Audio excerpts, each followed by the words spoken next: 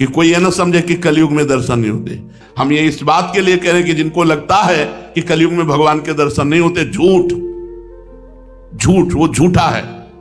कोई बोले वो झूठा है, वो असफल हो चुका है इसलिए ऐसा बोल रहा है। नहीं तो मेरे प्रभु युग धर्म नहीं देखते, युग धर्म नहीं देखते। क्या अभी भाई जी को साक्षात्कार नहीं हुआ था? क्या राधा बाबा को प्रिया प्रीतम नहीं मिले? गलत बातें जो लोग कह रहे हैं कलयुग में भगवान के दर्शन नहीं होते, तो खिलवाड़ समझते हो। भगवान के प्रति जीवन अर्पित करके देखो, ये सूत्र उतार लो, मेरे तो गिरधर गोपाल दूसरों न कोई। अगर साक्षात्कार ना हो जाए तो हमें बताना। आप ये जरूर कह सकते हो मेरे तो गिरधर गोपाल, लेकिन ये नहीं बोल सकते दूसरों न कोई। और जिस दिन ये आ गया दूसरों न कोई, उसी दिन भगवान के साक्षात्कार की योग्यता आ जाएगी। दूसरों न कोई आज तक गुरु कृपा से, इष्ट कृपा से। आप सब हैं, आपको आत्मा की तरह प्यार करता हूं, लेकिन अपना कोई नहीं है। हमारे प्रियाजू को इसलिए प्यार करते हैं, अभी प्रियाजू से बिलक तुम्हारे आचरण हो, एक सेकंड निकाल देंगे, दोबारा याद नहीं आएगी तुम्हारी कि तुम थे। ऐसा नहीं, पूरा जीवन केवल प्रभु उनके बल से बोल रहे हैं। अब आगे जैसा चाहे तो मरने वाला आगे सीन है, कब कहां क्या लीला घट जाए। अभी तक उन्होंने दूसरा नहीं रखा।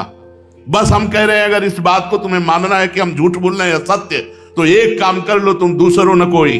और अगर वो तुम्हारे साथ खेलने न लगे तो बताना हमसे। खेलने लगेंगे वो, अरे वही है यार, दूसरा कोई है ही नहीं, दूसरा कोई है ही नहीं। आपने जब तक दूसरा माना है तब तक वो नहीं आएंगे आपके सामने। जब ये आ जाएगा मेरे तो गिरधर गोपाल दूसरों न कोई, यहां तक कि शरीर की भी परवाह नहीं, फिर देखो कैसे खेल खेलते हैं। सच्ची श्रद्धा क्या है? जो बड़े बड़े तूफान और विघ्नों में भी ना हिले अपने इष्ट के प्रति, वही सच्ची श्रद्धा है। सच्ची भक्ति क्या है? जो केवल भगवान के लिए की जाए, भगवान के लिए की जाए। भगवान से भक्ति करके भगवान से कुछ मांगना, यह भी कच्ची भक्ति है। केवल भगवान के लिए की जाए उसे सच्ची भक्ति कहते हैं। निष्ठा क्या है? जो प्राण त्यागने के लिए तैयार हो जाए पर अपनी निष्ठा ना त्यागे। जैसे गुरु निष्ठा, इष्ट निष्ठा, धाम निष्ठा, नाम निष्ठा। जैसे नाम निष्ठा है, इष्ट आओ या ना हो, हमारी दुर्गति हो या सदगति, मुझे इसकी परवाह नहीं, नाम नहीं छोड़ने वाले। ऐसे ही धार्मिक हो या अधार्मिक, चाहे जो आज्ञा हो, हे गुरुदेव मैं आपकी आज्ञा के विरुद्ध नहीं चल सकता। निष्ठा, धाम निष्ठा, नाम निष्ठा, गुरु निष्ठा, इष्ट निष्ठा। वीर कौन है? जो विकारों को सह जाए। दूसरे को मार दे उसे वीर नहीं कहते, जो अपने मन को मार दे उसे वीर कहते हैं। मन को मारा, तन को वश में किया, सारे भ्रम दूर हुए। बाहर से कछु दिखत ना, अंदर चमके नूर। आपो त्याग जगत में बैठे नहीं किसी से काम, उनमें तो कछु अंतर नहीं, संत कहो चाहे राम। वीर वही जो वीर को रोक ले, हिंदी भाषा में समझ लो। वीर वही जो वीर को रोक ले, वीर वही जो विकारों पर विजय प्राप्त कर ले। काम क्रोध लोभ मोह मद मत्सर, नहीं तो फिर वो वीर शब्द नहीं लगेगा। और हनुमान जी को वीर ही नहीं कहा गया, महावीर कहा गया। महावीर वही महावीर है जो भगवान के चिंतन में, भगवान की सेवा में अपने जीवन को अर्पित कर दिया। हनुमान जी का जीवन क्या है? भगवान की सेवा। राम काज कीन्हे बिनु मोहि कहां विश्राम। बड़े अद्भुत, वो भगवान ही है पर अद्भुत भक्ति, अद्भुत भक्ति। राम काज कीन्हे बिनु मोहि कहां विश्राम। भगवान की जरा भी अवहेलना बर्दाश्त नहीं, कोई भी हो। रावण से कह रहे कि हाथ जोड़कर विनती करता हूं, मैं जो कह रहा हूं उस बात को ध्यान से सुन ले। यदि राम जी की तनिक भी निंदा और अवहेलना की तो शंकर साहस विष्णु अज तो ही सकै न राख राम कर द्रोही। हजारों विष्णु हजारों शंकर भी तेरी सहायता करें तो तेरी रक्षा नहीं कर सकते, ध्यान रखना। सीता जी से कहते हैं कि अगर हमारे रघुनाथ जी ने आदेश दिया होता तो घूंसों से इसके 10 मुंह को कुचल करके, इसकी स्त्रियों को बंदी बनाकर और इसको साथ लेकर के और आपको पीठ में बैठाल करके अभी अभी इसी क्षण राम जी के चरणों में डाल देता। वाल्मीकि रामायण में लिखा है। लेकिन मां, रघुनाथ जी का यश होगा, उन्होंने आज्ञा नहीं करी, इसलिए आप धैर्य पूर्वक रहिए। मैं अभी जाता हूं और सूचना देता हूं, प्रभु आएंगे और अब विजय प्राप्त करेंगे। महान सेवा, जो अपने जीवन को भगवान की सेवा और भगवान के जप में देकर सारे विकारों पर विजय प्राप्त कर लिया, वही वीर है, वही महावीर है। सच्ची शक्ति क्या है? प्रभु का भजन। शक्तिमान कौन है? जिसके पास खूब भजन है। सच्ची मुक्ति क्या है? प्रभु से प्रेम। जो प्रभु के प्रेम में मतवाला है, उससे बड़ा वो तो मोक्ष का भी त्यागी होता है। तो निरंतर नाम जप करो, आचरणों को पवित्र रखो, गंदे संग का त्याग करो, किसी की निंदा ना करो, किसी की निंदा ना सुनो, ऐसे अकेले असंग रहो, तो ये भजन आपका आपके ऊपर रंग लाएगा। यदि निंदा सुनोगे, निंदा करोगे, तो फिर भजन रंग नहीं लाएगा। किसी से मतलब मत रखो, अपने मतलब रहो। असंगो हम पुरुषा, मैं असंग जीवन व्यतीत करो, मौन रहो, अधिकतर भगवान का नाम जप करो, मौन सेवन करो, किसी से कोई संभाषण मत करो, ऐसे रहो जैसे प्याऊ में। अन्य है उसका जीवन जिसकी आंखों से अश्रुन भगवान के मिलन के लिए। रोते तो सब है, कोई परिवार के लिए रोता है, कोई धन के लिए रोता है, कोई अनुकूलता के लिए रोता है, कोई अपने दुख में रोता है, लेकिन कोई भगवान के लिए रोए वास्तविक, अंदर कोई दुख नहीं, कोई अन्य चिंतन नहीं, केवल भगवान का चिंतन और भगवान के लिए रोए। धन्य है उसके आंसू। वो आंसू जहां गिरेंगे उस भूमि को परम पावन कर देंगे। इसीलिए तो संतों का स्पर्श, संतों की जूठन, संतों की चरण रज, जो भगवान के चिंतन में रहते हैं, उनका रोम रोम परम पवित्र है। भगवान के पाने के लिए उत्साह, उमंग, उत्कंठा, उल्लास, ये प्रतिपल, ये तभी हो सकता है जब भगवान का आश्रय लेकर भगवान का नाम जप किया जाता है। भगवान में जितना श्रद्धा, विश्वास, निश्चय, दृढ़ साम्राज्य भगवान का अपने हृदय में, वे भगवान का यहां साम्राज्य विराजमान है।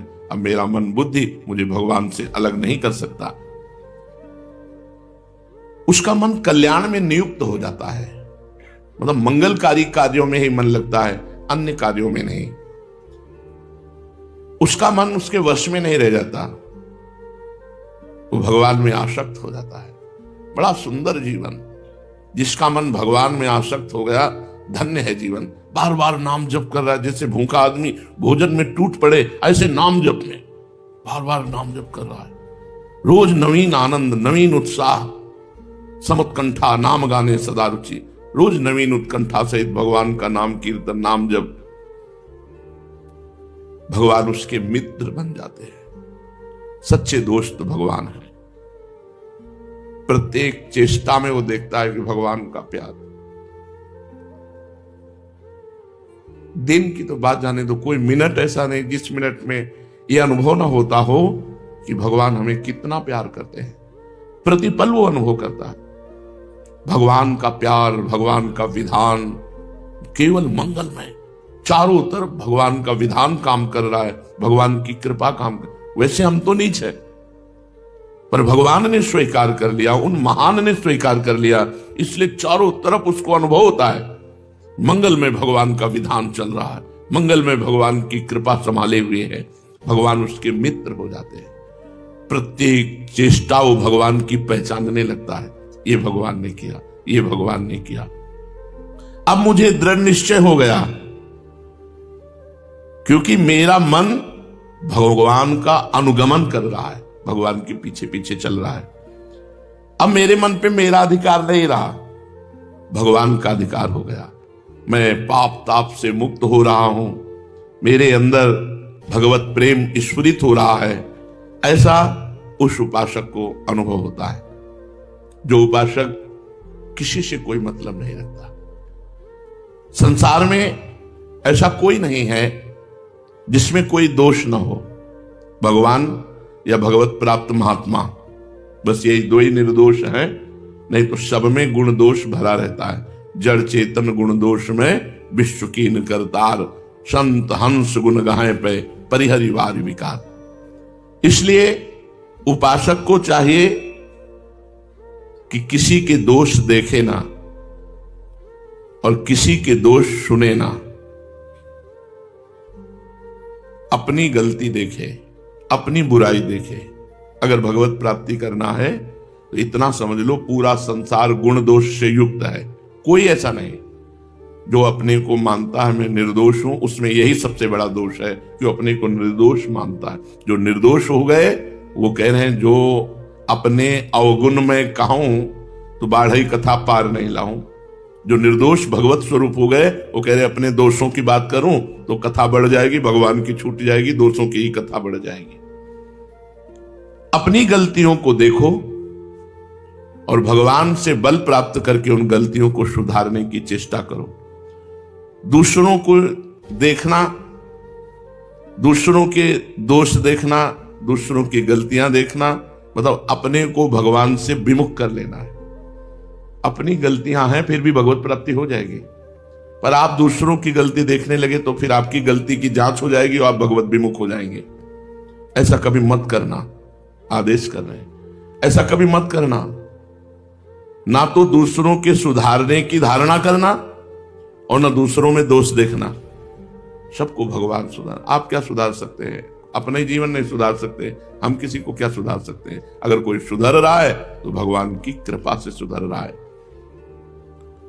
तुम अपने सुधार की तरफ लगो। तुम्हारा सुधार हो गया तो जगत का एक अंग सुधर गया तो बहुत कुछ सुधर जाएगा। पहले तुम सुधरो, पहले तुम भगवत प्राप्ति करो, पहले तुम अपना कल्याण करो।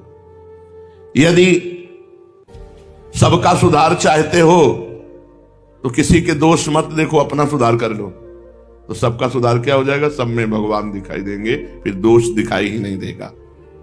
जो दूसरों के दोष देखा करते हैं, दूसरों के दोषों का वर्णन करते रहते हैं, वो साधक होते ही नहीं। भले साधक वेश में हो, वो प्रपंची हैं। वो खुद कभी सुधरेंगे नहीं, दूसरों को उपदेश देते रहते हैं। वो जगत को भी धोखा दे रहे हैं और अपने को भी धोखा दे रहे हैं। उत्तम से उत्तम शास्त्रीय सद्गुणों को ग्रहण करो, उत्तम से उत्तम सद्गुणों को ग्रहण करो। संसार का प्रत्येक प्राणी माया के द्वारा चलाया जा रहा है। त्रिगुण माया, सतोगुण, रजोगुण, तमोगुण। कभी तमोगुण, कभी सतोगुण, कभी रजोगुण। हमको ये नहीं देखना, हमको सब में भगवान देखना।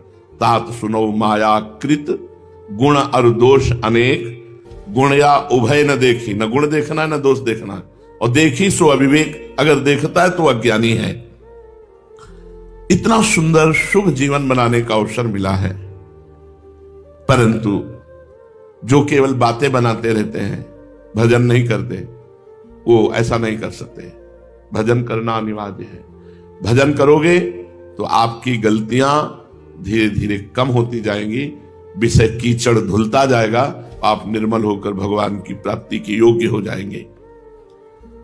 जैसे धन का लोभी चुपचाप धन कमाने में लगता है, वो व्याख्यान नहीं देता, वो चुपचाप केवल धन कमाने में लगा रहता है। ऐसे नाम जप करो चुपचाप, किसी की सुनो मत, किसी को सुनाओ मत, किसी से मतलब मत रखो। जब तक भगवान से गाढ़ संबंध ना हो जाए तब तक किसी से नहीं। किसी से संबंध करने का मतलब है अपने को अपनी स्थिति से गिराना। किसी से भी संबंध रखने का मतलब है अपने प्रभु से विमुख हो जाना, अपनी स्थिति से गिर जाना। इसलिए चुपचाप, जैसे एक कंजूस आदमी धन कमाता है और समेट के रख लेता है, वो गरीबी दिखाता है, ऐसे ही खूब नाम जप करो और समेट कर भगवान के चरणों में समर्पित करो। अभिमान मत करो कि मैं भक्त हूं, व्याख्यान मत दो, चुप रहो। ये व्याख्यान आदि उपदेश आदि गुरु कृपा से, गुरु आज्ञा से किए जाते हैं, इसमें मनमानी नहीं चलती। अगर गुरु ने आदेश किया है कि आप ऐसी सेवा करो तो भगवान आपकी रक्षा करेंगे, आपको सद्गुण देंगे और भगवान आपके साथ रहेंगे, क्योंकि गुरु आज्ञा पे चल रहे हैं। ये विचार छोड़ दो कि मैं किसी को सुधार सकता हूं। छल कपट ये तुम्हारे मित्र बन जाएंगे, तुम इनके नौकर बन जाओगे यदि सुधारने के चक्कर में चले। सहानुभूति, सम्मान, मधुर वचन ये तुम्हारे होने चाहिए। तुम एक अनंत की यात्रा के साधक हो, अनंत भगवान की यात्रा। तुम्हारे पास समय नहीं किसी को समझाने का, हर समय नाम जप करो। सुख चाहते हो, प्रेम चाहते हो, भगवान को चाहते हो, तो सब जो भी मिले सम्मान दो, प्रेम से वार्ता करो। संबंध किसी से नहीं, कोई भी। गली में मिल गए कोई तो राधे श्याम, आप कहां रहते हो, चलो आपकी कुटिया चलते, ऐसी गलती मत करना। कोई भी हो, अपनी कुटिया में नहीं, वो हमारा भजन स्थल है। कोई स्त्री साधक किसी पुरुष को किसी भी तरह से अपनी कुटिया में नहीं, कोई पुरुष साधक किसी भी संबंध से, वो बहन ही क्यों ना हो, अपनी कुटिया में नहीं। अगर आप सिद्धांत से चलोगे तो कभी पतित नहीं होगे, कभी भ्रष्ट नहीं होगे। ईश्वर में विश्वास निराशा, असफलता, दुख, शोक, विषाद, अशांति, अवनति, दुर्गति, अवरोध, कलह, भय, बंधन, बीमारी, विनाश, इसका नाश कर देती है। इसमें और कोई साधन नहीं बताया। केवल भगवान पर विश्वास रखने से निराशा, असफलता, दुख, शोक, विषाद, अशांति, अवनति, दुर्गति, अवरोध, कलह, भय, बंधन, बीमारी, इनका विनाश हो जाता है। भगवान के केवल विश्वास पर, मैं भगवान की शरण में हूं। आप सोचते होंगे ऐसा कैसे हो सकता है, लेकिन तुम्हारी कल्पना से नहीं, तुम्हारी कल्पना से नहीं, विश्वास करके देखो, ऐसा निश्चित हो जाएगा। यदि तुम विपरीत चिंतन करोगे, विपरीत वातावरण का सेवन करोगे, तो बुरा संयोग बनेगा और आपके अंदर ये सब आ जाएंगे, निराशा, असफलता, दुख, शोक। जो शास्त्र कह रहा है, कभी किसी से संयोग मत करो, किसी भी तरह की मित्रता मत रखो, नहीं भयावना वातावरण पैदा हो जाएगा और परमार्थ में चलना मुश्किल हो जाएगा। अतएव यदि शुद्ध परिणाम चाहते हो, शुद्ध संकल्प करो, पवित्र संग करो, पवित्र आहार करो, तो तुम्हें साधन में सिद्धि, आनंद, आह्लाद, शांति, उन्नति, प्रेम, निर्भयता, मुक्ति, स्वस्थता, ये प्राप्त हो जाएगी।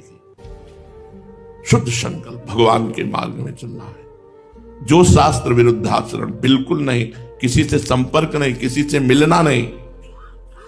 जो लोग दिन रात संसार का चिंतन करते हैं, उनको परिणाम में दुखी होना पड़ता है। जगत का स्वरूप है विनाशी, दुखालयम, अशाश्वतम माने नाशवान, विनाशी और दुख में। संसार के चिंतन का मतलब है दुख। स्वाभाविक तुम अशुभ गति को प्राप्त होगे संसार चिंतन करने से। इसलिए अपने चिंतन को संसार के चिंतन से हटाओ, भगवान का चिंतन। दूसरों को अवसर मिला कि नहीं मिला, आपको मिला है, बहुत कृपा भगवान की है। हर समय हमें याद रहना चाहिए, मैं भगवान का कृपा पात्र हूं। मुझे संत समागम मिला, वृंदावन धाम मिला, भगवान नाम गुरु मंत्र मिला, बहुत बढ़िया अवसर है। भगवान ने बहुत बढ़िया समय दिया है। यदि इधर उधर किसी से संपर्क न रखो, अपनी सेवा करते हुए भगवत चिंतन, एकांत में पड़े पड़े भगवत चिंतन, बहुत बढ़िया जीवन हो जाएगा। जब जागे तो प्रिया भजे, नहीं सोवे पांव पसार। संतों ने कहा जब जगे तो राधा राधा राधा राधा पढ़े हैं, किशोरी जी के आश्रय से पढ़े। गलत आचरण नहीं, भगवत प्राप्ति के लिए पसीना नहीं छुआना पड़ता, सही बात समझ लो। बस संबंध न रहे किसी से, ये बात जीवन में, संबंध किसी से न रहे तो आपके भाव बढ़ते चले जाएंगे। कनेक्शन होता है संबंध से, व्यक्ति का चिंतन होता है, वस्तु का चिंतन हो, ये नहीं होना चाहिए।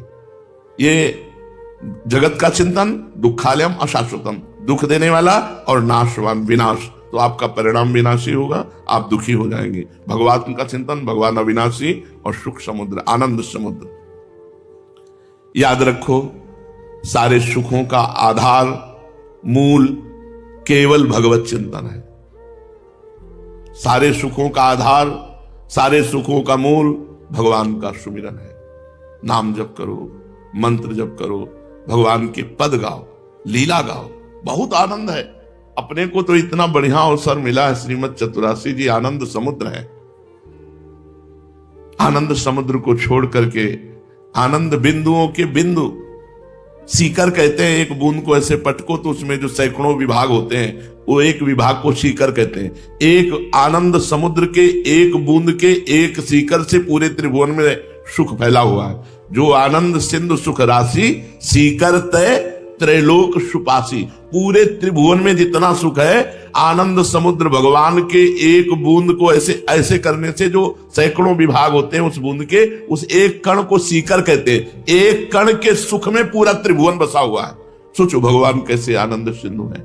इसलिए हम त्रिभुवन का चिंतन न करके त्रिभुवनपति भगवान का चिंतन, जिसका चिंतन और विश्वास ये दो चल रहा है, दृढ़ विश्वास भगवान में और नाम जप मंत्र जप, समझ लो उसने दुनिया को जीत लिया, उसने संसार को जीत लिया, क्योंकि सब कुछ ईश्वर ही है और आपका ईश्वर का चिंतन चल रहा है, दृढ़ विश्वास ईश्वर पर, अब आपको कोई परास्त नहीं कर सकता। ऐसे भगवत सेवक में सारे सद्गुण, सारे सद्विचार, सारे सत्य संकल्प अपने आप उदय होने लगते हैं। उसके चित्त में कभी अशुभ का, असत का उदय ही नहीं होता है। सर्वथा सर्वदा नित्य नवीन नवीन उमंगे। ऐसी शोभा है निकुंज की, वाणी की सामर्थ्य नहीं है, हृदय विकल हो जाता है। ऐसी विकलता आने लगती, लगता है प्राण निकल जाएंगे। केवल वृंदावन की कुंज शोभा, उनमें विहरण करने वाले प्रिया प्रीतम की तो बात ही क्या है। वैसी शोभा प्रकट होती भाव में, एकदम बस ऐसे ऐसे हाथ होते हुए एकदम बस विकलता होती है। हा वृंदावन, हा वृंदावन। प्रिया प्रीतम तो बात ही अलग, कोटि कोटि रचना जो रोम रोम प्रति होए, प्यारी जू के रूप को न प्रमाण, जहां झनक भनक करती हुई सखियों के बीच में जुगल जोरी। अवसर मिला है। जो प्रिया प्रीतम का सेवक है, सारे सद्गुण, सारे सद्विचार, सारे सत्संकल्प उसके हृदय में अपने आप आ जाते हैं। उसके चित्त में कभी अशुभ का उदय नहीं होता, असत का उदय ही नहीं होता। वो सर्वथा सर्वदा नित्य नवम नवम आनंद उमंग में समय व्यतीत करता है। बेटा है, कोई पद चल रहा है, कोई लीला चल रही, वृंदावन की कोई शोभा चल रही, देखो तो, पर ये देखने के लिए जीवन समर्पित करना पड़ेगा। निरंतर नाम जप, निरंतर मंत्र जप। वाणी जी चतुरासी जी कभी मानसिक पूरी की है। चतुरासी जी मानसिक पूरी, जो ही प्यारो करे से हुआ, और आज वह देखिए तो प्यारी यहां तक पूरा मन से, पूरी चतुरासी जी मन से करो। एक चतुरासी जी का पाठ मन से करके देखो, कंठस्थ पहले करो फिर मन से करो, वाणी जी नहीं, पूरा।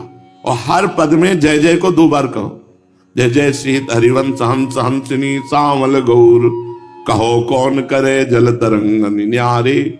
जय जय। अब मन तुम्हारा पकड़ेगा कि ये पहला पद पूरा हुआ, नहीं तो 5-5, 10-10 पद पूरे हो जाएंगे, आप पकड़ ही नहीं पाओगे।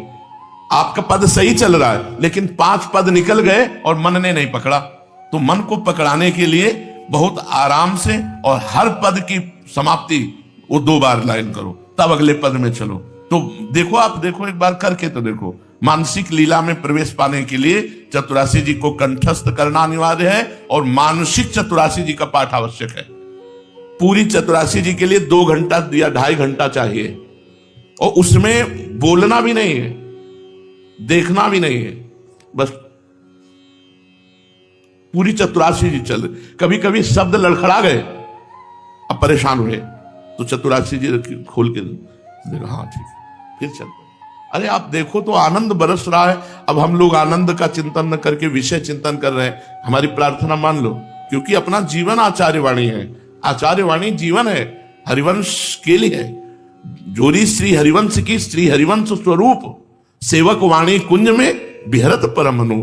ये वाणी रूपी कुंज में ये हरिवंश जोरी विलस रही है चतुरासी जी के रूप में। चतुरासी जी का गायन का मतलब है निकुंज में स्थिति। छुट्टी 84 भ्रमंत। एक बार 84 जी का पाठ रोज जो करता है वो 84 लाख योनियों में नहीं जाएगा। उसके अंदर प्रेम लक्षणा भक्ति होगी और वो इन्हीं नयनों से प्रिया प्रीतम को देखेगा और शरीर पूरा होते होते सहचरी भाव से निकुंज में जाएगा। छुट्टी 84 भ्रमंते निरखय जुगल किशोर, निरखय जुगल किशोर भोर अरु रैन न जाने, पिए रूप रस मत भयो कछु मन नाने, प्रेम लक्षणा भक्ति होए ही आनंदकारी, अरु वृंदावन वास सखी सुख के अधिकारी। कुंज महल की टहल सुख दंपति संपत्ति पाई है, जैसी रूप लाल हित प्रीति सो जो 84 गाई है। चतुरासी जी निज मंत्री और श्री जी की सेवा, यही हमारा जीवन है। हमें जो प्रिया प्रीतम का मार्ग मिला है, हमारे मार्ग में श्रीमद चतुरासी जी देखो सेवक जी महाराज कह रहे हैं, सेवक शरण सदा रहे, अनत नहीं विश्राम, कै वाणी हरिवंश की, कै हरिवंश ही नाम। या तो वाणी जी चल रही, या तो नाम मंत्र चल रहा है। सेवक शरण सदा रहे, अनत नहीं विश्राम, कै वाणी हरिवंश की, कै हरिवंश ही नाम। या तो वाणी जी चल रही, या तो सेवा में हम निज मंत्र जप करते हुए, शरणागत मंत्र जप करते हुए, नाम जप करते हुए। अब वर्षों से ऐसा संयोग बन रहा है कि जहां हम खाली होते हैं तो मंत्र में या चतुराशी जी में, बस दो ही चीज हमारे पास रह गई, निज मंत्र चतुराशी जी। कभी हम ऐसे खोल के और ग्रंथ देखने या और कुछ, क्योंकि ये समझ गए कि सेवक वाणी का फल है निज मंत्र और चतुराशी जी। सेवक वाणी निज मंत्र और चतुराशी जी को पुष्ट कर रहे, तो अब केवल दो ही जीवन में रह गए, निज मंत्र और चतुराशी जी। जब बैठे तो मंत्र चल रहा है या चतुराशी जी, शौच स्नान में राधा वल्लभ श्री हरिवंश नाम। ये हम इसलिए खोल के बता रहे हैं कि आपको यही जीवन बनाना है। और जब चतुराशी जी चलती है तो हम इशारे से बात करते हैं। अगर कोई बात हुई तो इशारे से कर दिया, नहीं हुई तो हटा दिया। बस उस समय चतुराशी जी के समय कोई बात होगी तो चली नहीं पाएगी ना चतुराशी जी, और मन से चतुराशी जी चला नहीं। एक बार 24 घंटे में मन से पूरी चतुराशी जी जो करेगा वो आप देख लो उसका फल क्या होगा। हम जो कहें उसको मान लो। प्रवचन का मतलब होता है आचरण में सुनकर के उतारना। हर दिन एक बार चतुराशी जी मानसिक करो, वो समय तुम देख लो। कार्य करते हुए कुछ कर पाओ तो कर लो, शौच स्नान करते समय कुछ पद हो जाएंगे, कुछ समय शयन के समय हो जाएंगे, ऐसे कर लेते हैं। अब जैसे अपने हैं तो कभी 25 पद कर लिए, आजनी की बनी श्री राधिका नागरी, दिमाग में बैठा लिया, 25 पद हो गए। अब कोई और सेवा हुई तो कर लिया, कार्य कर लिए, फिर शुरू किए आजनी की बनी श्री राधिका नागरी से ही फिर शुरू किए। अब चले गए 58 पद, प्रथम यथामति प्रणवो श्री वृंदावन अतिरम में छोड़ दिया। फिर आज हुआ देखिए तो प्यारी, वहां तक पहुंच गए। कभी जब समय मिला तो पूरा एक ध्वनि से चल, अरे बहुत आनंद, 2.5 घंटा मन कहीं नहीं जाएगा, क्योंकि मन जाएगा तो आप कर ही नहीं पाएंगे। अगला पद कौन सा है आपको पता ही नहीं होगा, कंठस्थ कर लो तो अगला पद आपको पता है कौन सा पद हो। बड़ा आनंद है, आनंद के लिए ही तो यार चल रहे हो चतुराशी जी का। और निज मंत्र ही चतुराशी जी है, चतुराशी जी ही निज मंत्र है। हमारी बात मान लो, संपूर्ण निज मंत्र का अर्थ चतुराशी जी, 42 लीला और जितने रस ग्रंथ है सब वो है। जिनको निज मंत्र मिल गया, अमृत मिल गया, चुपचाप उसका पान करो। निज मंत्र और चतुराशी जी, ये दो तो हमारा जीवन बन जाना चाहिए। सेवा जीना है, इसलिए सेवा के लिए जो हमारे शरीर के अंग हैं वो सेवा में लगे, समाज सेवा, गृहस्थी सेवा, जो भी सेवा हो, लेकिन हमारे आंतरिक जीवन के दो ही लक्ष्य हैं, निज मंत्र और चतुराशी जी। भगवान के चरणों की शुद्ध शरणागति, मिलावट नहीं, बेविचार प्रवृत्ति नहीं, शुद्ध शरणागति, यही सबसे बड़ा धर्म है।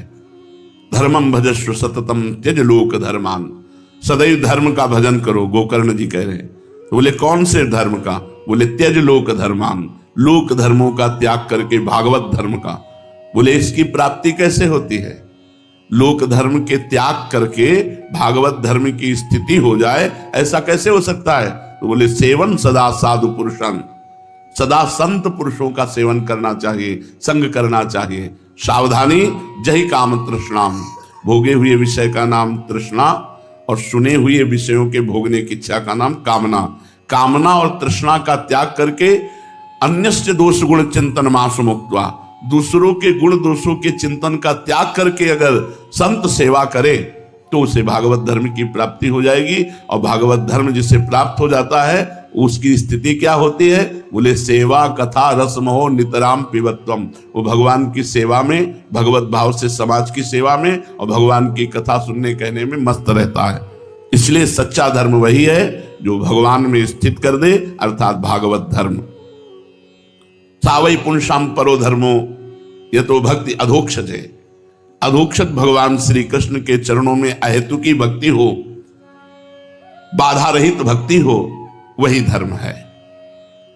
सच्चा धर्म क्या है? जो संत सेवा में, भगवंत सेवा में अर्पित किया जाता है। सो धन धन्य प्रथम गति जाकी, धन्य हो गया वो धन जो संत सेवा और भगवत सेवा में अर्पित कर दिया गया, वही धन धन्य है, नहीं तो व्यर्थ है। जैसे वैश्यागमन, नृत्य विलास आदि सांसारिक, मदिरापान, मांस भक्षण, ये दुर्गति प्रदान करने वाला धन है। गौ सेवा, संत सेवा, भगवंत सेवा, समाज सेवा निष्काम से, ये सदगति प्रदान करने वाला धन है। तो धन धन्य वही है जो संत सेवा में लगे, भगवंत सेवा में। पहले संत सेवा लिखा, फिर भगवंत सेवा। क्यों पहले भगवंत सेवा लिखनी चाहिए? भगवंत सेवा अपने आप हो जाती है यदि संत सेवा करते हैं।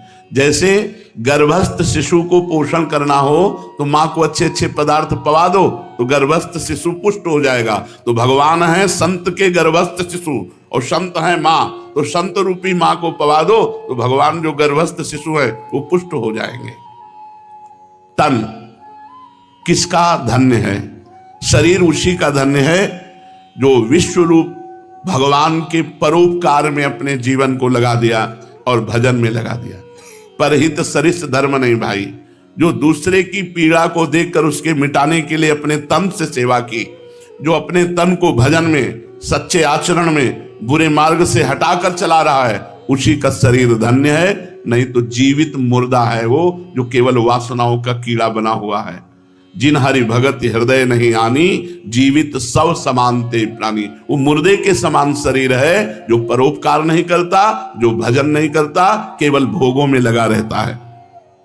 सच्चा मन क्या है? सावई मनः कृष्ण पदारविंदयो। जो मन भगवान के चरणों में लगता है, भगवान के स्मरण में लगता है, वही मन धन्य है, वही सच्चा मन है। जो भोगों में लगता है वो अधर्म युक्त है, वो गंदा मन है, मलिन मन है। निर्मल मन वही है, सच्चा मन वही है जो भगवान के चरणों में लगता है, निरंतर नाम जप में लगता है। सच्चा मित्र कौन है? कुपंथ निवार सुपंथ चलावा। जो गंदे मार्ग से हटाकर हमें सच्चे मार्ग में चलावे, वही हमारा दोस्त है। सच्चे दोस्त हैं हमारे शास्त्र, हमारे संत जन, गुरुजन, यही सच्चे हमारे मित्र हैं जो कुपंथ से हटाकर सुपंथ में चलाते हैं। यहाँ फ्रेंड बनाते हैं, बॉयफ्रेंड, गर्लफ्रेंड, और गंदे आचरण करते हैं और गंदे मार्ग में एक दूसरे को घसीटते हैं। ये फ्रेंड नहीं, ये दुश्मन है। जो हमारे सदाचार को, पवित्रता को, हमारी इंद्रिय जितेंद्रियता को नष्ट कर दे, इंद्रियों को गंदा कर दे, वो हमारे मित्र नहीं, वो शत्रु है। और शत्रु बर्ताव करते हैं, आगे चलकर होने लगता है शत्रु बर्ताव, क्योंकि ये मित्रता अपवित्र है। अपवित्र मित्रता का परिणाम अमंगल होता है और पवित्र मित्रता का परिणाम मंगल होता है। मित्र बनाओ लेकिन शोषण मत करो, गंदे आचरण मत करो। मित्र वही जो कुपथ से हटाकर सुपथ में लगा दे और विपत्ति में विशेष प्रेम करे, उसे मित्र कहते हैं। ऐसे मित्र संत हैं, ऐसे मित्र भगवान हैं, ऐसे मित्र भक्त हैं और संसार में नहीं। मंत्र क्या है? जो भगवान के लीला रहस्यों को प्रकाशित कर दे। कल्याण और मोक्ष तो नाम से भी मिल जाएगा, लेकिन जैसे निज मंत्र है, अब ये निकुंज की लीला का नित्य निरंतर अवगाहन करने के लिए बीज मंत्र है। बिना इसके निकुंज की दिव्य लीलाओं का स्फुरण नहीं हो। एक एक पद महाअमृत भरा हुआ है, एक एक पद में महाअमृत भरा हुआ है। जब वो शोभा जो पदों में भरी है, वो जो लीला पदों में है, वो जरा जरा सी भी अगर स्फुरण में आने लगे तो बस मन गुप्त हो जाता है, किसी से बात करने का मन नहीं होता। एक एक पद में हाँ, बन की लीला लाल ही भावे, बन की लीला लाल ही भावे, पत्र प्रसून बीच प्रतिबिंब ही। जिधर देख रहे हैं लालजू, आज वृंदावन की कुंज ने एक विचित्र लीला की। लालजू जिधर देख रहे हैं, पत्र प्रसून बीच प्रतिबिंब ही, प्रिया ही प्रिया, प्रिया ही प्रिया दिखाई दे रही। कैसा कुछ?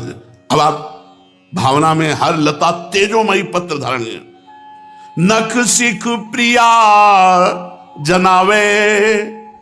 जिधर देख रहे हैं नख से सिख तक प्रिया, और नख से सिख तक प्रिया जनाने का मतलब नख सिख लो अंग अंग माधुरी, मोहे श्याम धनी ब्रज नव तरुणी, कदम्ब मुकुट मणि श्यामा जुआजू बनी। जिधर देख रहे हैं लालजू, हर पत्ते में, हर पुष्प में नख सिख प्रिया ही प्रिया दिखाई दे रही। भावना में देखो, संपूर्ण कुंज इस महिमा को प्रकाशित कर रही। एक पत्ते में प्रियाजू की प्रतिबिंब बड़ा, उस प्रतिबिंब का उस फूल पे, उस फूल का उस पत्ते पे, उस पत्ते से उस पर, पूरा कुंज प्रिया में। नख सिख प्रिया ही जनावे, बन की लीला लाल ही भावे। मेरी प्रिया जो दौड़कर आलिंगन किया तो पत्ते का आलिंगन हो। सकुच न सकत प्रगट परिरंभन, सखिया हंस दिए। पुष्प का आलिंगन, सखिया हंस दिए। प्रियाजू का आलिंगन हो, कहां है प्रियाजू? सब प्रियाजू ही प्रियाजू। तो जब आलिंगन करते हैं तो पत्र गले में लगता है, आलिंगन करते हैं तो पुष्प गले में लगता है। तो सकुच न सकत अप्रगट परिरंभन। तो लालजू ने युक्ति सोची, प्रियाजू के श्रीअंग में जो गंध है, अब सूंघ करके तब आलिंगन करेंगे।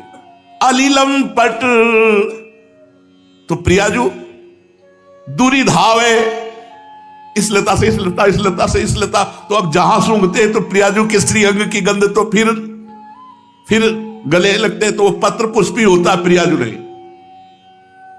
अब लालजू बड़े सकुच में हो गए। सकुच न सकत प्रगट परिरंभन, अलिलम पट दूरी धावे, संभ्रम देत कुलक कल कामिनी, रतिरण कलह मचावे। जब निराश होते तो प्रियाजू फिर हंस करके कुलकती हुई, अरे ये प्रियाजू, फिर उधर से उधर, प्रिया हुई प्रियाजू। अब क्या करें?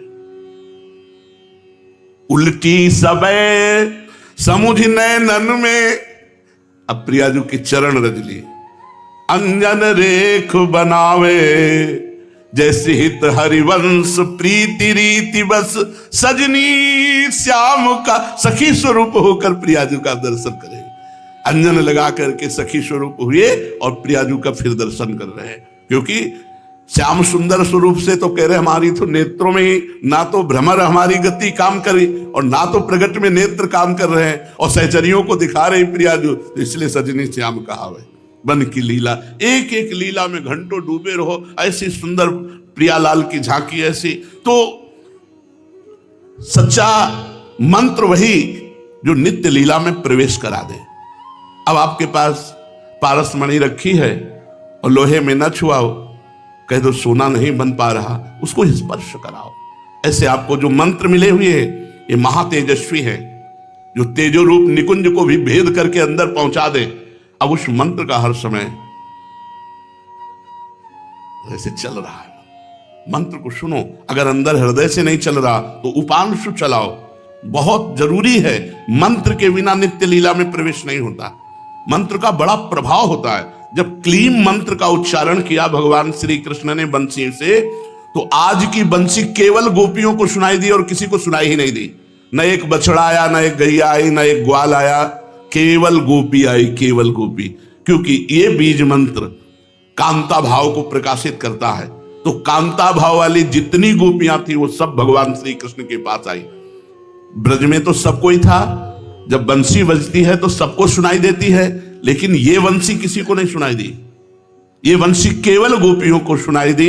नवा खग, नवा मृग, नवा पशु, नवा पक्षी, नवा सखा, नवा ग्वाल बाल, नवा और कोई आया, केवल ब्रज गोपी आई। ऐसे ही जो निज मंत्र है ये केवल निज मंत्र पहुंचाता है निकुंज में। श्री किशोरी जी ने हरिवंश महाप्रभु को ये स्वयं प्रदान किया। हरिवंश महाप्रभु से हमारी गुरु परंपरा में आया। जो शरणागत मंत्र है वो पुष्ट करता है शरणागति, और निज मंत्र पुष्ट करता है नित्य लीला में प्रवेश। तो शरणागत 18 लाख मंत्र होने पर निज मंत्र का अधिकारी हो जाता है। यदि 18 लाख शरणागत मंत्र नहीं हुआ और आप निज मंत्र ले लोगे तो आपकी रुचि ही नहीं होगी निज मंत्र में। अगर आपने 18 लाख पूरा किया है शरणागत मंत्र तो आपकी रुचि निज में, और निज मंत्र की रुचि का मतलब रोना, बार बार पुलकायमान शरीर होना, बार बार रोना, बार बार कोई पद चल पड़ा, कोई वो तुरंत खोलता चला जाता है, तुरंत खोलता है। बहुविध रंग मृदुल किसलय दल निर्मित पिय सखी। अब दिखाई दे रहा है कि प्रीतम अपने कर कमल से सुंदर सुंदर कोमल पल्लव और पुष्प लेकर सैया की रचना कर। प्रीतम स्वयं कर कमल, देखत नौ निकुंज सुन सजनी लागत है अति चारु, माधविका केतकी लतालय रचे मदन आगार। शरद मास राका निश शीतल मंद सुगंध समीर, परिमल लुब्ध मधुव्रत वितिकित नदत कोकिला की। और बहुविध रंग मृदुल किसलय दल निर्मित पीसक सेज, भाजन कनक विविध मधुपूरित धरे धरन पर हेज, और फिर तापर कुशल किशोर किशोरी उस पर विराजमान हो करत हास परिहास। आप विराजमान युगल सरकार हास परिहास, और ये कितना सुख मिलेगा। तो चतुरासी जी का पाठ, निज मंत्र का जप, ये निकुंज की दिव्य लीलाओं का प्रकाशित करता है। तो मंत्र वही जो प्रभु की लीला में प्रवेश करा दे। ये आचार्य परंपरा से मंत्र है, निज मंत्र महामहिम है। पर बस यही है कि जैसे मूर्ख आदमी के हाथ पारसमणि लग जाए और वो जेब में पड़ी, वो भीख मांगता को डोल रहा है। जेब में पड़ी कि वो चाहे अरबों का धन बना ले, पर वो भीख मांगता डोल रहा है, क्योंकि उसको उसका महत्व तो नहीं पता। इच्छा क्या है? सच्ची इच्छा क्या है? भगवान की प्राप्ति। मुझे इस जन्म में भगवान की प्राप्ति हो जाए, यही इच्छा है, और तो सब इच्छाएं नष्ट हो जाए। ये सब बांधने वाली इच्छाएं हैं। सच्ची इच्छा यही है कि मुझे भगवान की प्राप्ति हो जाए। भगवान की प्राप्ति जो हमारे अंदर करने की चाह है, ये होनी चाहिए। तो भगवान कृपा करें, शुद्ध दृष्टि दे, जिससे हम बात मान करके परमार्थ की तरफ बढ़ जाए। सच्ची सेवा क्या है? जो सेव्य के मन में सेवा पैदा कर दे। सच्ची सेवा है कि प्रभु तुम्हारी सेवा करने लगे, और करने लगते हैं। भावे मोहि जोई सोई सोई करें प्यारे, ये सेवा है। पहली सेवा जोई जोई प्यारो करे सोई मोहि भावे। फिर आगे तुम्हारी भी स्थिति आ जाएगी कि भावे मोहि जोई सोई सोई करें प्यारे। सच्ची सेवा वही है जो सेव्य प्रभु की सेवा। गुरु जी के श्रीमुख के वचन, हम क्या राधा वल्लभ लाल की सेवा करेंगे? हमारी सेवा वो कर रहे हैं, हमारी वो सेवा कर, एक एक छोटी से छोटी सेवा वही तो कर रहे हैं। हमारे अब जीवन का भार उन्हीं के ऊपर है। अब हम तो केवल उनकी शरण में हैं, सेवा तो वो कर रहे हैं, हम क्या उनकी सेवा कर रहे हैं? हमारी वस्त्र सेवा, हमारा भोजन सेवा, हमारी जीवन सेवा, हमारा भजन सेवा, हमारा कल्याण, सब कुछ वही कर रहे हैं। हम तो केवल उनके आश्रित हैं, उनके सहारे। सेवा वही जो सेव्य के मन में सेवा भाव पैदा कर दे। सेव्य के मन में जब अधिक सेवा होने लगती है, तो सेव्य कोई ना कोई रूप रख करके अपने सेवक की सेवा करने लगते हैं। वही सच्ची सेवा है। सच्ची कमाई क्या है? भगवान का नाम जप। आप कह सकते हो कि बेईमानी से ना कमाया जाए तो सच्ची कमाई हो गई, तो मरोगे तो जाएगा क्या तुम्हारे साथ? तो झूठी कमाई थी ना। सच्ची कमाई ये बैंक बैलेंस नहीं है। सच्ची कमाई मकान दुकान नाना प्रकार की प्रतिष्ठा मान, ये सब नहीं। मरोगे तो कुछ नहीं जाएगा। सच्ची कमाई है नाम जप, जो मरने के बाद तुम्हें धनी बना के रखेगी। कबीरा सब जग निर्धना, धनवंता नहीं कोई, धनवंता सोई जानिए जाके राम नाम धन होए। सच्ची कमाई अखंड भजन। कोई जानता है मरने के बाद जब शव यात्रा होती तो सब बोलते हैं राम नाम सत्य है। जैसे अपने ब्रज में बोला जाता है कृष्ण नाम सत्य है, गोपाल नाम सत्य है, गोविंद नाम सत्य है। अगर भगवान का नाम जप नहीं करते तो किस बात के सनातन धर्मावलंबी? सत्य नहीं बोलते तो किस बात के सनातन धर्मावलंबी? रघुकुल रीति सदा चली आई, प्राण जाए पर वचन न जाए। एक बार कह दिया तो प्राण चले जाए पर अपने वचन नहीं झूठे होने देते थे। और यहां सुबह वचन देते हैं, शाम के भूल जाते हैं। सुबह कसम खाते हैं, शाम के तोड़। और हमें गर्व से कहते हैं हम सनातन धर्मावलंबी। हमारे सनातन धर्म के 30 लक्षण हैं। अगर ये लक्षण नहीं है तो आप कैसे कह सकते हो?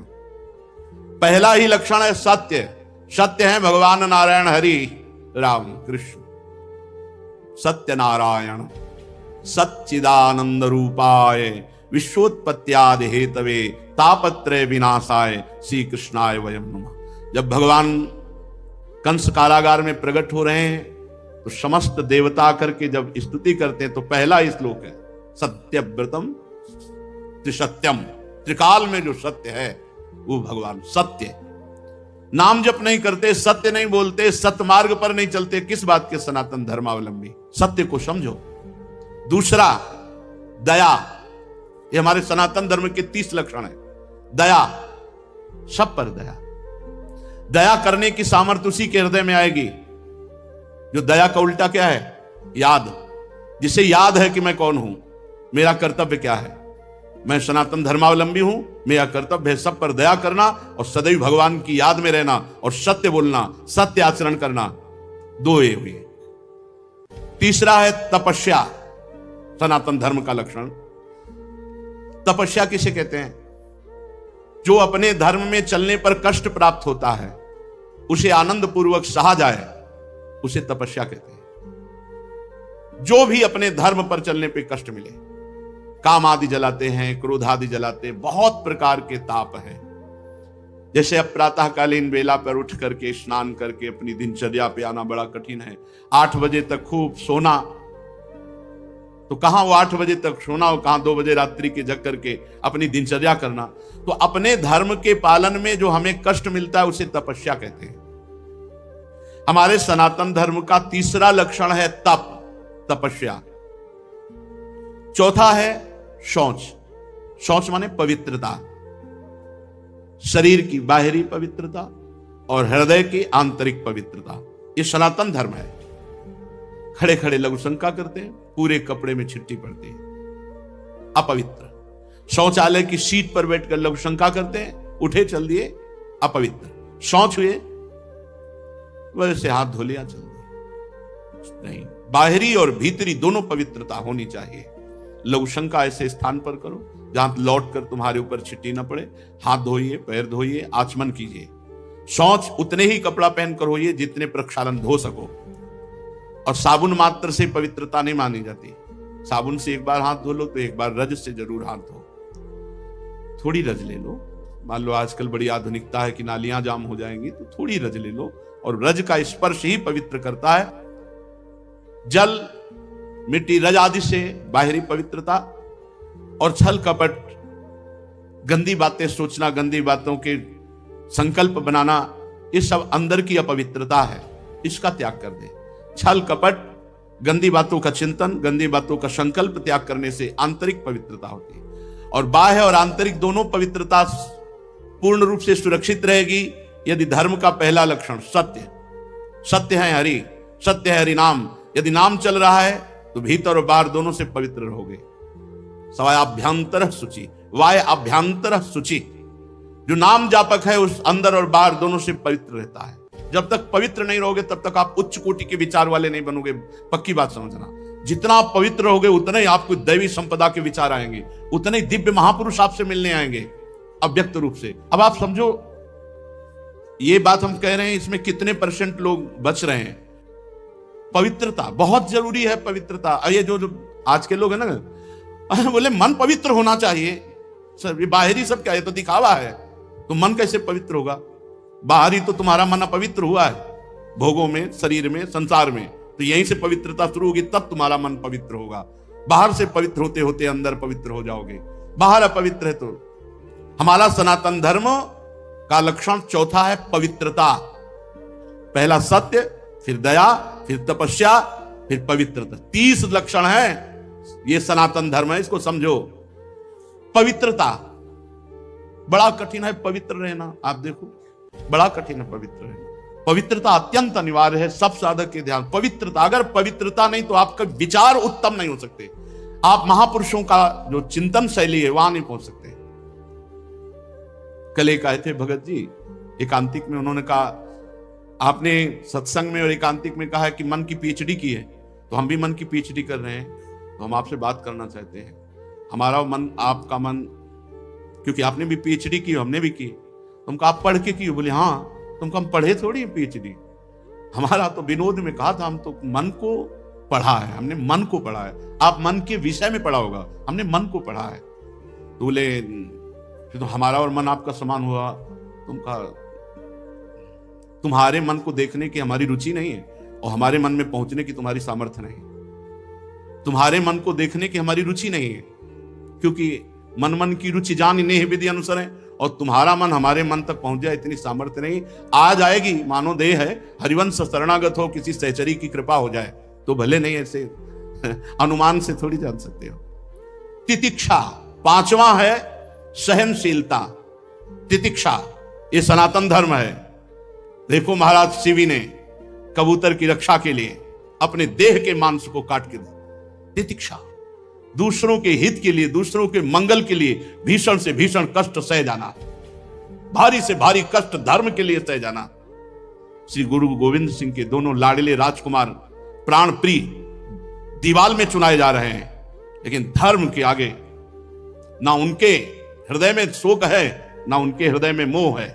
धर्म के लिए बलिदान, तितिक्षा, हर कष्ट को सहकर अपने धर्म का पालन करना, धर्म का त्याग नहीं करना। धर्म भगवान का साक्षात स्वरूप है। अगर आप धर्म के लिए कष्ट सहेंगे तो फिर कष्ट रह ही नहीं जाएंगे, अद्भुत आनंद आएगा। तितिक्षा, हर कदम धर्मात्मा पुरुष के सामने कष्ट रूपी कांटे बिछाए जाते हैं, और जब उन पर वो चलता है तो हर कांटा उसके लिए फूल के समान हो जाता है। पर इतनी हिम्मत होनी चाहिए, ये धर्म रूपी मार्ग में चलने पर ये शूल फूल बन जाएंगे, पर पहले शूल। इसीलिए धर्म पर चलना बड़ा कठिन होता है। तितिक्षा, सहनशीलता, हर परिस्थिति में सहनशीलता, और उचित अनुचित का विचार। छठवां है ये विवेक। सनातन धर्म का छठा लक्षण विवेक, सत असत का विचार, उचित अनुचित का विचार। उचित क्या है, अनुचित क्या है, सत क्या है, असत क्या है, इसका विचार ये विवेक से होता है। ये विवेक कहां मिलता है? बुद्धि तो सबके हो सकती है, पर विवेक नहीं। विवेक सत्संगियों को मिलता है। बिनु सत्संग विवेक न होई, बिना सत्संग के विवेक हो ही नहीं सकता, और सत्संग बिना भगवान की कृपा के नहीं मिलता। बिनु सत्संग विवेक न होई, राम कृपा बिनु सुलभ न सोई। राम कृपा बिनु सुलभ न सोई। उचित अनुचित का विचार। सातवां, मन का अधीन करना। यह है सनातन धर्म। मन का अधीन करना, संयम मिलेगा। जो मन चाहे वो थोड़ी नहीं, जो धर्म कह रहा है उसके अनुसार मन को चलाना, ये मन का संयम करना बड़ा कठिन है। मन का संयम करना, बातें बना लेना, अधिक बात, बड़े बड़े ज्ञान की बातें आके जब करते हैं, फिर जब मन के संयम की बात करते हैं, ईमानदारी से वृंदावन में बैठे हो, सत्य बताओ, तो फिर चुप हो जाते। ज्ञान तभी सार्थक है जब संयतेन्द्रिय, श्रद्धावान लभते ज्ञानम तत्परा संयतेन्द्रिय। जो तुमने ज्ञान जाना, तत्परा उसके परायण हो और अपनी इंद्रिय मन को संयम में लो, तब तो तुम्हारा ज्ञान सार्थक, नहीं तो बकवास है, ज्ञान थोड़ी है। ये बातें बनाना अलग बात है। अपने लोग पूरा जीवन इसी में चल रहे हैं, पूरा जीवन का निर्णय बता रहे हैं। भगवान की कृपा के बिना एक कदम भी नहीं चल सकते। भगवान की कृपा के बिना एक दिन भी पवित्र नहीं रह सकते, एक दिन भी। ये हाथ उठा के थे, कोई मुझ टे तो भाई अलग है, कभी हमें मिले ऐसा कोई कि भाई बकाया हम जैसे बता रहे हैं कि एक दिन भी साधना परायण होकर पूर्ण पवित्र जीवन तो ये भगवान की कृपा से निपटा। पूरा जीवन तो बहुत बड़ी बात है। मन का संयम और फिर इंद्रियों का संयम। फिर अगला है अहिंसा। मन से, वचन से, शरीर से किसी की भी हिंसा ना करना, यह सनातन धर्म है। अहिंसा। वाणी से ऐसे कठोर शब्द मत बोलो किसी का दिल दुख जाए। आपको बोला हो तो उसका स्वभाव है, आप सनातन धर्मावलंबी, आप ऐसा ना बोले। शरीर से किसी को पीड़ा पहुंचाएं, ऐसा हमारा आचरण ना हो। मन से किसी का बुरा सोचे, ऐसा हमारा मन ना हो। तो हमारा तन, मन, वचन तीनों हिंसा रहित हो, तभी अहिंसा, इस सनातन धर्म का लक्षण हमारे हृदय में आएगा। फिर है ब्रह्मचर्य, इस सनातन धर्म का लक्षण। सत्य, दया, तपस्या, शौच, तितिक्षा, उचित अनुचित का विचार, मन का संयम, इंद्रियों का संयम, और 9वां अहिंसा, और 10वां ब्रह्मचर्य। ये ब्रह्मचर्य सबके लिए है। बहुत घातक है भोगों का आकर्षण। ब्रह्मचर्य के बिना पूरा का पूरा जीवन खोखला हो जाता है। मन से, वचन से और शरीर से, तीनों से ब्रह्मचर्य होता है। मन का ब्रह्मचर्य, विषयों का चिंतन ना करना। यहीं से नाश प्रारंभ होता है, पतन यहीं से होता है। ध्यायतो विषयान पुंसान संगास्ते सूपजायते, संगात संजायते कामः, कामः क्रोधो भी जायते, क्रोधात् भवति सम्मोहा, समूहात स्मृति विभ्रमा, स्मृति भ्रंशात बुद्धिनाशो, बुद्धिनाशात प्रणश्यति। सबसे पहला पतन जो होता है वो विषयों का चिंतन होता है। ध्यायतो विषयान पुंसान, जब हम भोगों का चिंतन करते हैं तो हमें भोगों की आसक्ति प्रकट होती, फिर संग करने का मन होता है। संगास तेषु उपजायते, जब हम विषयों का चिंतन करते हैं तो विषयों का संग करने का, विषय भोगने की इच्छा प्रकट होती। जहां विषय भोगने की इच्छा प्रकट हुई, काम राज्य हृदय में छा गया। संगात संजायते कामा, और कामना जब बढ़ी तो सब मूढ़ता छा जाती है, स्मृति नष्ट हो जाती है। हम कौन है, हमारा क्या कर्तव्य, हम क्या कर रहे हैं। सच्ची मानिए बहुत निकृष्ट काम। वचन से हमें कभी भोगों की बातें नहीं करनी और शरीर से हमें कभी भोग क्रिया नहीं करनी। अधर्मयुक्त क्रिया का त्याग, धर्मयुक्त क्रिया की स्वीकृति, ये गृहस्थ धर्म और संपूर्णतया विरक्त धर्म। जो ब्रह्मचर्य रहता है उसे शरीर बल, मनोबल, बुद्धि बल, वचन बल, ये सब जागृत हो जाते हैं। वचन बल जो बोला वही लागू हो गया, जबरदस्ती आपको मानना पड़ेगा। और मनोबल जो संकल्प किया अंदर, वही बाहर क्रिया प्रारंभ हो गई, वही दिखाई देने लगा। देह बल, रात दिन मेहनत करो फिर भी थकान नहीं। आप कुछ समय तक व्यवहार करके देखिए ब्रह्मचर्य का, फिर आपको खुद पता चलेगा कि कितना आनंद प्रदान करता है ब्रह्मचर्य। ब्रह्मचारी को विषय भोग जहर है ऐसा मानना चाहिए। जैसे कितनी भी सुंदर खीर हो और कोई हमारे कान में आकर विश्वसनीय कह दे कि इसमें जहर पड़ा है, तो हम बिल्कुल नहीं खाएंगे। हमारे शास्त्र कह रहे हैं, महर्षि जन कह रहे हैं कि ये विषय भोग जहर है, महान विषय है, ये पूरे जीवन को नष्ट कर देता है। तो ये जब ज्ञान हो तो उसका फल है विरति। जब हमें ज्ञान हो गया तो उससे हमें वैराग्य होना चाहिए, पर नहीं, ये ज्ञान तो है कि भोगों में सुख नहीं है, भोग दुख रूप है, भोग जहर के समान है। कैसा ज्ञान है? वाचिक ज्ञान, उपदेश देने के लिए। लेकिन जब भोग सामने आते हैं तब ये ज्ञान काम नहीं करता। यदि उपासक भोगों से भयभीत हो जाए तो बच जाए, बहादुरी नहीं, भागना पड़ेगा इसमें। एक बार पूज्यपाद सिउड़िया बाबा जी ने स्वप्न देखा। स्वप्न में भी कितने सावधान हैं। भिक्षाम देहि, एक घर में आवाज लगाई, नारायण नारायण। तो एक माई निकली, सुंदर अप्सरा, हीरे जवाहरात से, रत्नों से भरी हुई थाल। आवाज एक घर में लगाई और सैकड़ों घरों से निकल आई और सब एक से एक सुंदर, और चारों तरफ से घेर लिया और मुस्कुराना, हाव भाव प्रकट करना। बाबा भागे और बहुत जोर के भागे और कई किलोमीटर तक भागते रहे। फिर पीछे मुड़ के जब देखा कि कोई नहीं दिखाई दे रहा, तब खड़े होकर सांस ली। जब सांस ले रहे थे तो आंख खुल गई। आंख खुल गई तो नारायण नारायण नारायण। अच्छा हुआ कि स्वप्न में भी भागे। भागने से ही बचोगे, यहां जीतने के चक्कर में मत पड़ना, बहुत धोखा है। ये मन बहुत धोखेबाज है। यदि कोई विषय से ऐसा भय रखे जैसे सांप, बिच्छू या सिंह, कोई सांप आके गले लगना चाहे तो आप क्या करोगे? भागोगे ना। और बाघ देख लो, सिंह देख लो, भागोगे ना। ऐसे ही विषय भोग की इच्छा वाले कोई शरीर तुम्हारे नजदीक आ रहा है और तुम्हें भय नहीं लग रहा है, इसका मतलब है मरना चाहते हो, भ्रष्ट होना चाहते हो, नष्ट होना चाहते हो। सिंह आ रहा तुम्हें भागना नहीं सुनाई दिया, सांप दौड़ रहा तुम्हारी तरफ भागना नहीं सुनाई दिया। ऐसे ही भोग तुम्हारी तरफ आ रहा, तुम भागे नहीं, मरना चाहते हो, मरोगे तुम। कोआ मदांधो मदना तुरुआ, भगवान शंकराचार्य जी से पूछा, को अंधों में बड़ा अंधा कौन है? बोले जिसको काम सता जाए, जो काम से युक्त हो गया, काम से व्याकुल हो गया, वो सबसे बड़ा अंधा है, वो कुछ नहीं समझ पाएगा। आप बड़े मजे से भोग को देखते हैं और भोगते हैं और फिर विचार करें ब्रह्मचर्य असंभव। जैसे जलेबी है, एक बार चख लिया तो जलेबी नाम लेते ही वो कुरकुराहट वो मुंह में आ जाएगा, नहीं आ जाएगा?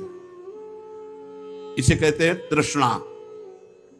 भोग भोगा, अब वो तृष्णा जहर की तरह तुम्हारे हृदय में बस गई। अब वो भगवान ने निकाले तो निकाले, नहीं तो पूरा जीवन भर